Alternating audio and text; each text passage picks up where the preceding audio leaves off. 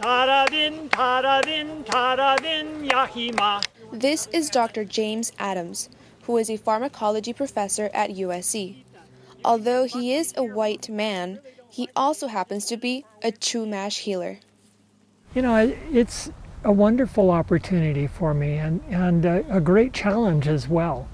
I'm so honored that I can preserve this tradition and help pass on what my teacher taught me.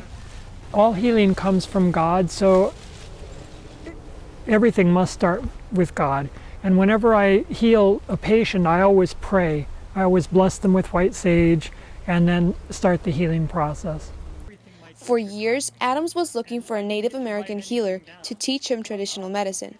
He found a Chumash woman, but convincing her was not an easy task. So she didn't want to teach me because I'm a white person, and she knows the whole history of what white people have done to California Indians. And, I can't blame her for not wanting to teach me. They became a strong team who introduced this practice to the world of academia. And she knew that I'm a scientist, and she wanted to interact with me because I could bring the science to her healing. When Adam's teacher passed away in 2012, he took over the role of Chumash healer, serving Chief Ted Garcia's tribe. Through him, she's still living, from what she taught him. So I'm very grateful for that. Adams has studied the chemical components of plants used in Chumash medicine. It is in his lab where science and traditional healing become one. And we gather plants like this one here. This is California holly. Heteromeles arbutifolia. We bring it back to the lab and we grind it up and extract it with various solvents. Although Adams is very passionate about healing others, he admits there are struggles that come along the way. So here in California, there's a California state law that protects me and allows me to practice traditional healing. So I can sell my medicines, I can charge for my healing here in California. And the FDA, I know for a fact, is not particularly happy about it. I talked to a woman from the FDA, but I'm protected by California state law. It's not only the FDA, though. He says there are critics who say he makes money off of this culture. If I had 10 patients a day, I'd make money, but I have more like 10 patients a year. I'm not making money. Enrique Villaseñor is one of Adam's patients. He is a strong believer of Chumash remedies after living moments of intense pain. I had surgery, knee surgery, for the very first time. It was my first and only surgery of my life. And my body reacted very negatively to the prescription drugs I was given.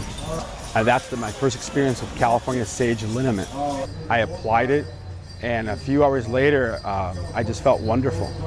No pain, and I couldn't believe it.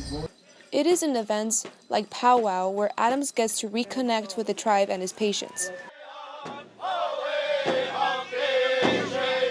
Plus, he gets to wear the regalia he made with his own hands. And so the feathers are to help me get out of who I am and become somebody else. Stop being, this serious healer, Dr. Adams, and become, a social person who can interact with people one-on-one. Dennis Garcia is a Chumash traditional dancer and brother of Chief Ted Garcia. He says he doesn't really use Chumash medicine, but has found another type of healing. Like I say, my healing comes through the spiritual feeling that I have when I dance.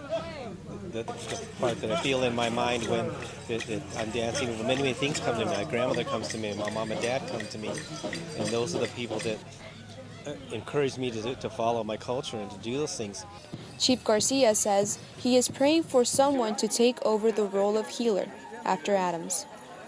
Maybe somebody will pick up the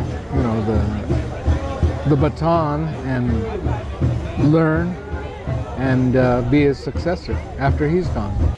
Adams has a couple apprentices already. It's just a matter of finding somebody who has the gift of healing. it's something that you have to be born with. It's something that God gives you, and it's not something that comes from talking to me. So, you know, one of them is from a Mexican background, one is from a Chinese background. You know, I'm still waiting to get a Chumash student. With compassion and respect, Adams has embraced the Chumash culture. For now, he will continue uncovering the chemical secrets and healing properties that live in the hills of Southern California.